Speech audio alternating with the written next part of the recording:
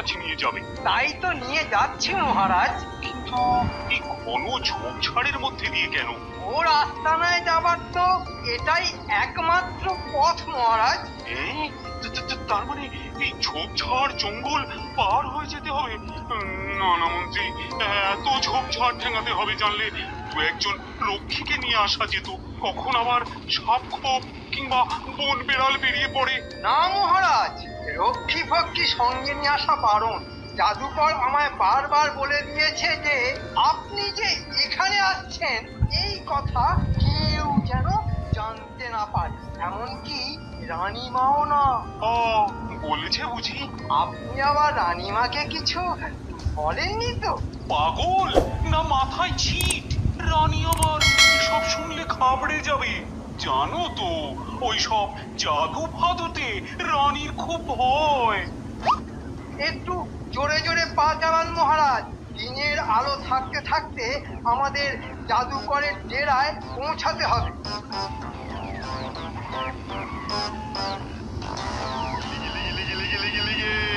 এবার মহারাজ কৃষ্ণচন্দ্র আমার বসবি, আমার ছোট্ট জাদু লাঠি এবার তুই হয়ে যা একটা জাদু কাঠি।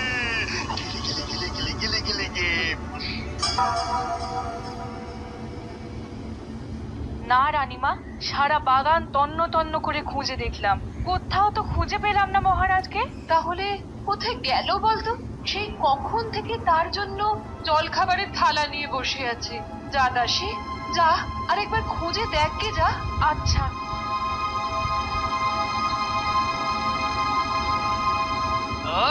যা গন্ধ ছেড়েছে না, গন্ধে জিভে একেবারে জল এসে যাচ্ছে। এই নাও নাড়ু, এই কটা চেখে দেখো। ভালো হয়েছে? হ্যাঁ, ভালোই হয়েছে বুঝলে। আর কটা দেবো? দেবে বই কি, হ্যাঁ আমার খাবার জন্য কটা দেবে, আর বেশ কিছু ওই গামছায় বেঁধে দেবে। গামছায় বেঁধে কেন দেবো?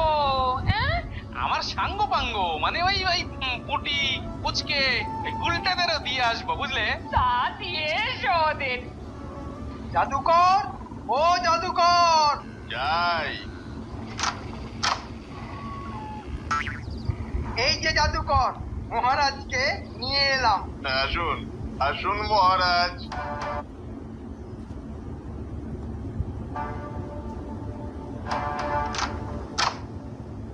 গরিবের ঘরে কষ্ট করে এইখানে বসুন।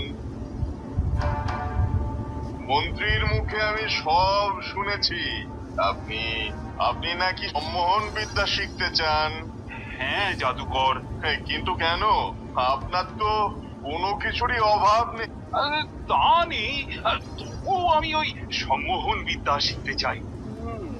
একবার যদি শিখতে পারি তাহলে মুর্শিদাবাদের ওই নবাবকে আচ্ছা করে টাইট দিয়ে ছেড়ে দেব। কিন্তু মহারাজ, এ বিদ্যা শেখা কিন্তু বেশ কঠিন। কেন? আপনাকে যে ঘর বাড়ি রাজ্যপাল সবকিছু ছেড়ে ছুড়ে বেশ কয়েকদিন এখানে থাকতে হবে। আর আপনি যে এখানে আছেন একমাত্র মন্ত্রী ছাড়া, সে কথা কাক পক্ষীতেও যেন টের না পায়। এর বেলেই জানতে পারলেই কিন্তু বিদ্যা সফল হবে না। ও, তার মানে অজ্ঞাতবাস। তা বলতে পারেন। ঠিক আছে, আমি রাজি। তাহলে এই মুহূর্ত থেকেই শুরু হোক আপনার শিক্ষা। আজ থেকেই শুরু করতে হবে? অজ্ঞাতবাসে থেকে সম্মোহন বিদ্যা শিখতে গেলে কোনো কিছু টান্ত রাখা উচিত নয় মহারাজ। তা ঠিক, তাহলে আজ থেকেই শুরু হোক। মন্ত্রী, এই কদিন তুমি রাজ্যের কাজকর্ম একটু সামলে রেখো, কেমন? আপনি কোনো চিন্তা করবেন না মহারাজ, আমি যতক্ষণ আছি সবকিছুই ঠিকঠাক চলবে মহারাজ। যাক, ছেলে পুলে গুলোকে ওই গরম গরম নারকেল নাড়ু খাওয়ানো গেল তাহলে। হাতে নাড়ু পেয়ে কি খুশি যে হলো ওরা। আরে এই কে যায়? কে ওখানে? দেখেছো দেখেছো, এই জন্যই বলে যেখানে বাঘের ভয় সেখানেই সন্ধে হয়। গোপাল বেটা রাতের বেলায় ঘর ছেড়ে রাস্তায় কেন? কি হলো? কে? আরে আমি গোপাল, আমি। ও, মন্ত্রী মশাই, তাই রাতের বেলায় ধূমকেতুর মতো ঝোপঝাড়ের ভেতর থেকে বেরিয়ে এলেন কেন? কি করছিলেন ওখানে? না মানে ইয়ে মানে কি মানে করছেন বলুন তো? না মানে মানে বুঝলে কি না, বুঝলে কি না, ওই কদিন ধরেই আমার পেটটা কেমন গড়বাই করছে, তাই এই কাঁদাল পাতা খুঁজতে ঝোপঝাড়ের ভেতরে ঢুকেছিলাম। এ বাবা, একা একা এই অন্ধকারে? না না, একা কোথায়, সে কি, তাহলে দোকাটি কোথায়? কি একা দোকা করছো? আমার বলে পেট ঠিক নেই? তা এই কথা তো আমাকেই বলতে পারতেন। আমার বাড়িতে কিনা বলে ওই গ্যাঁদাল পাতার জঙ্গল। না, তার আর দরকার নেই। আমার কাজ মিটে গেছে। আরে মিটে গেছে কি বলছেন? হাত তো দেখছি খালি, তা গ্যাঁদাল পাতা কোথায়? এই রে, আবার বেফাস বলে ফেললাম যে। হ্যাঁ, হাত তো খালি থাকবেই। ওই যে জুম করে সন্ধে নেমে এলো, হ্যাঁ তা ঠিক। তারপরে মানে অন্ধকারে ঠাউর করতে না পেরে না আর কাঁদাল পাতা খোঁজা হলো না। যাক, কাল সকালে এসে খুঁজে নিয়ে যাবো খন। ঠিক আছে গোপাল, আমার একটু তাড়া আছে, আমি চললাম। হ্যাঁ,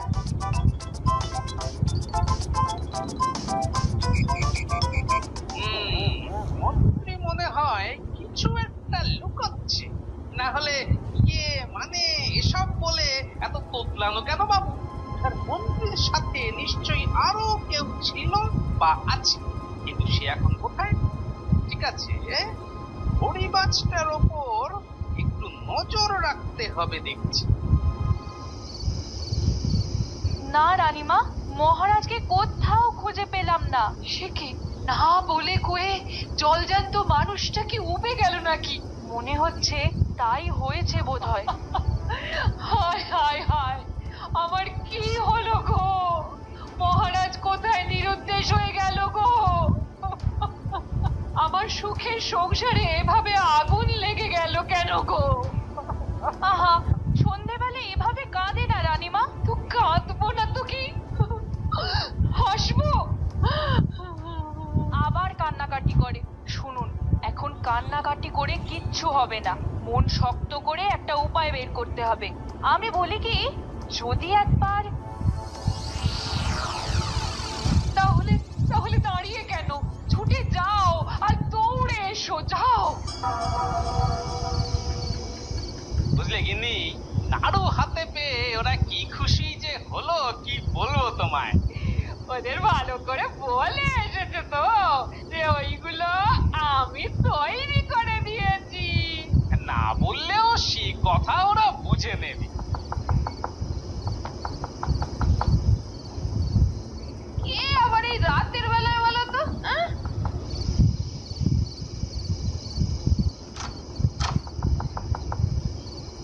আমি মহারানীর দাসী গো। রানীমা গোপালদাকে এক্ষুনি ডেকেছেন। এই সময় মহারানীর দাসী? যাও দেখো আবার কেন মহারানী ডাকছে। হ্যাঁ দেখি। সব কথা শুনলে তো? তুমি মহারাজকে আমার কাছে এনে দাও গোপাল। আহা, আপনি এত উতলা হবেন না রানীমা। উতলা হব না? বিকেলের পর থেকে তার দেখা নেই। সেই যে বাগানে বেড়াতে গেল, তারপর হ্যাঁ, ঠিক আছে, আমি দেখি কি করা যায়। না, কোনো দেখা দেখি নয়, খুঁজে আনতেই হবে তোমায়। বেশ, আমি কথা দিলাম।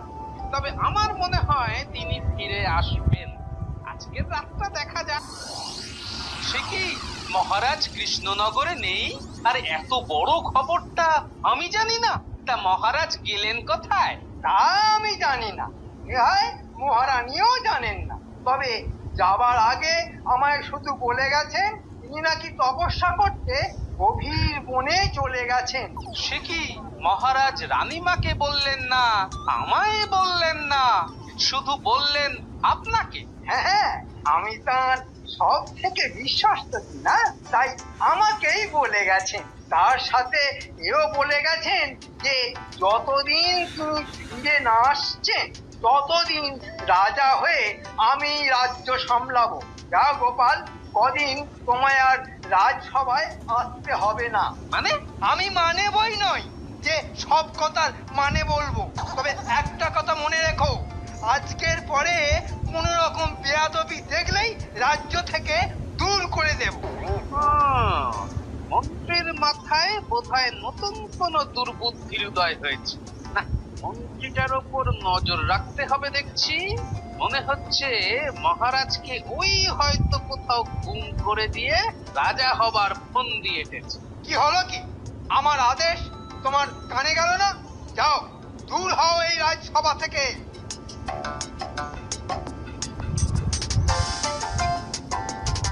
আচ্ছা, মহারাজই কালকে মন্ত্রীর সাথে ছিল না? আবার দাঁড়ালে কেন? বেরো, বেরো। মন্ত্রী মশাই, আপনার পেট কিরকম আছে? কি পেট? দূর হও এক্ষুনি।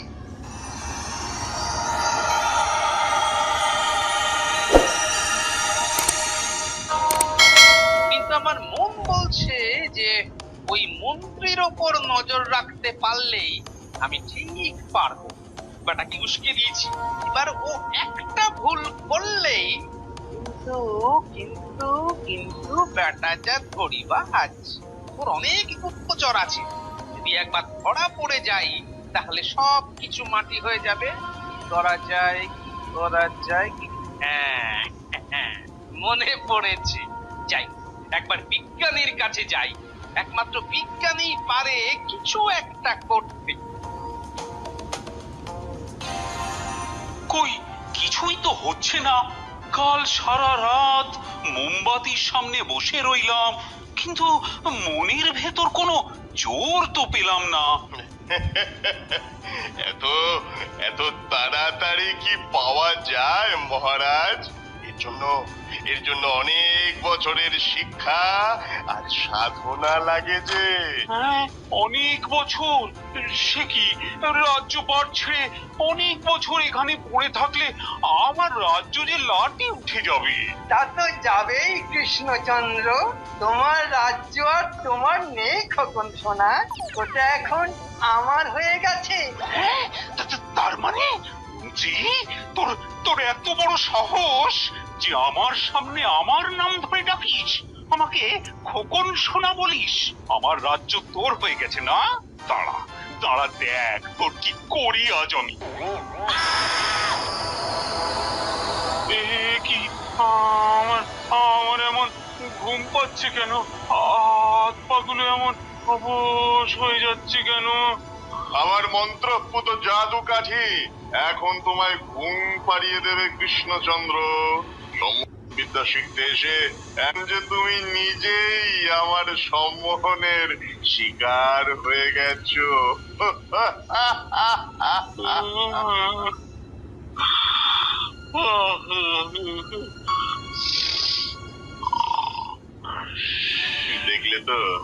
দেখলে তো মন্ত্রী, মহারাজ কৃষ্ণচন্দ্র নামের বাঘটাকে কেমন বেড়াল করে ছেড়ে দিয়েছি। যাও যাও যাও, লুটে নাও ওর সব কিছু। আর আমার আমার ভাগটা আমায় দিয়ে যেও। হ্যাঁ, সে ঠিক আছে, কিন্তু গোপাল বুঝতে পেরে গেছে যে এটা আমার কাজ। তুমি সাবধানে থেকো। গোপালকেও কোনো মতে ধরে এনে সম্মোহিত করতে পারলেই আমরা নিষ্কণ্টক হব। আচ্ছা, আপনার আবিষ্কার করা এই ওষুধ খেলে কতক্ষণ অদৃশ্য হয়ে থাকা যাবে? ঘন্টা দুয়েকের বেশি নয়। তাহলে যা করার 2 ঘন্টার মধ্যেই করে ফেলতে হবে। হ্যাঁ হ্যাঁ, মাত্র 2 ঘন্টা, আর তার মধ্যেই কিন্তু আসল কাজ খতম করতে হবে, নইলে নইলে আবার যে কে সে। তাহলে চলুন, আপনি আমার সঙ্গে অদৃশ্য হবেন। আমি? না না, আহা, এক যাত্রায় পৃথক ফল আবার হয় নাকি? চলুন চলুন। কিন্তু কিন্তু কোথায়? মন্ত্রীকে অনুসরণ করতে হবে, তবেই হয়তো জানা যাবে মহারাজ কোথায় আছেন, কেমন আছেন। চলুন বিজ্ঞানী, তাড়াতাড়ি চলুন। এই নাও ওষুধ। তাহলে ওষুধটা খেয়ে নি, কি বলেন? হ্যাঁ, আমার কেমন জানি ভয় ভয় করছে। এত ভয় পেলে চলে? নিন নিন, ওষুধটা খান দেখি। এই আমিও খেলাম।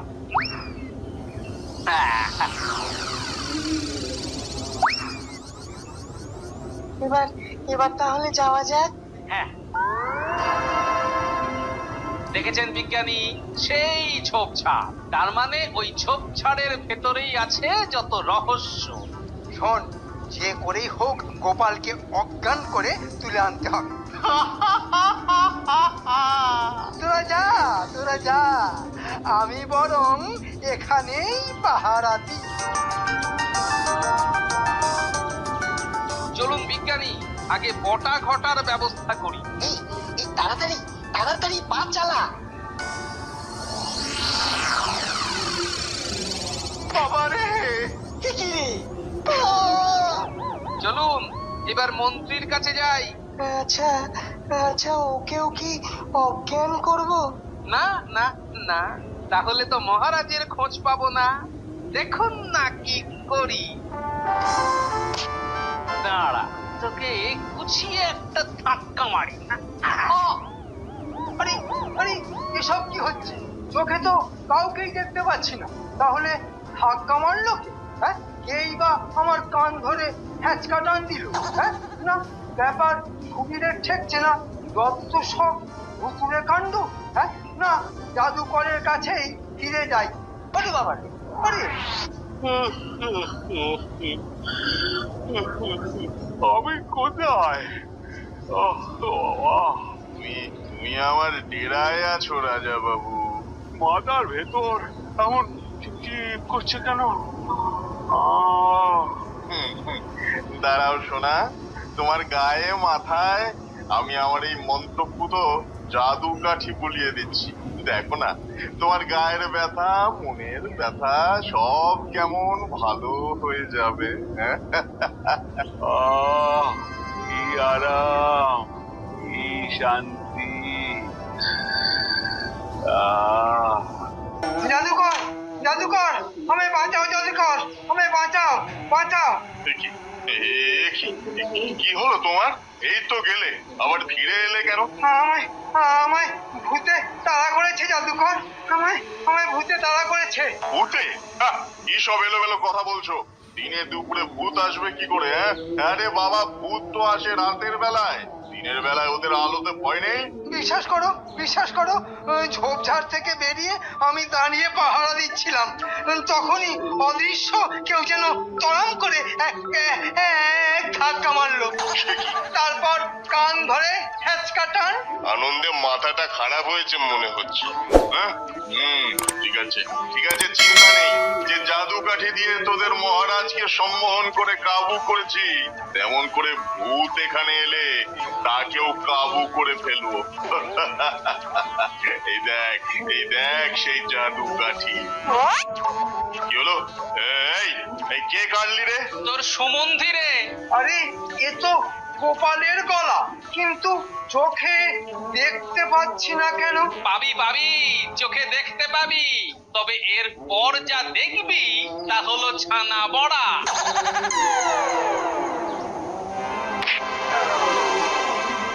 দাঁড়া দাঁড়া, দেখাচ্ছি।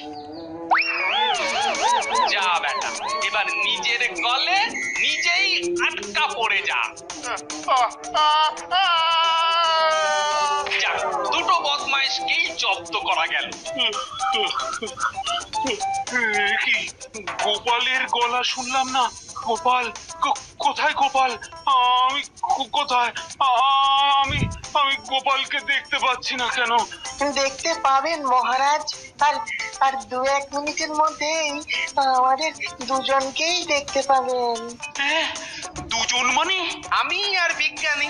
মহারাজ, বিজ্ঞানীর ওষুধের গুণে ঘন্টা দুয়েকের জন্য আমরা দুজনে অদৃশ্য হয়েছিলাম। 2 ঘন্টা প্রায় শেষ। এবার আপনি আমাদের দেখতে পাবেন। গোপাল, গোপাল, তুমি আমায় বাঁচালে গোপাল। এই পাজির ধাড়ি দুটো আমার কিন্তু দশা করেছে দেখো। আর কোনো চিন্তা নেই মহারাজ, চলুন রাজবাড়িতে ফিরে চলুন। আর এই দুটো? হ্যাঁ? এদেরও ব্যবস্থা হবে মহারাজ, অতি উত্তম ব্যবস্থা।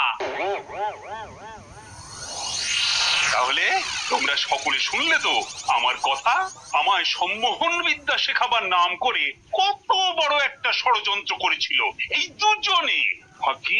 ভাগ্যিস গোপাল ছিল। তা এখন তোমরাই বলো, এদের কি শাস্তি হতে পারে? আমি বলবো মহারাজ। বলো। আমাদের মন্ত্রী মশাইয়ের মাথায় মাঝে মধ্যে ওই খারাপ কাজের ভূত এসে বাসা বাঁধে, তাই ওই ভূত তাড়াতে গেলে যা করতে হয় তাই করা হোক। ঝাঁটা পেটা। হ্যাঁ, যাও ওই মুড়ো ঝাঁটা নিয়ে এসো। ওরে বাবা, এত লোকে এত মুড়ো ঝাঁটা খেতে হলে আমি যে একদিনের মধ্যেই থুরথুরে বুড়ো হয়ে যাব। মহারাজ, আপনি আমায় জুতো মারুন, চাবুক লাগান, আমি সব সইতে পারবো, কিন্তু মুড়ো ঝাঁটায় যে বড্ড লাগে। আমার কোনো দোষ নেই মহারাজ, আমার কোনো দোষ নেই। সব কিছু হয়েছে এই মন্ত্রীর প্ররোচনায়। তোমাদের কোনো কথা শুনতে চাই না আমি।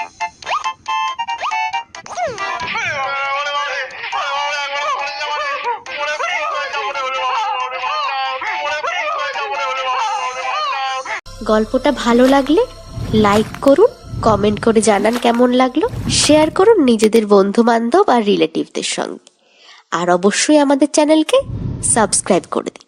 আর আমাদের নতুন নতুন গল্পের নোটিফিকেশন পেতে সাবস্ক্রাইব বাটনের পাশে বেল আইকনটা এক্ষুনি প্রেস করে দিন।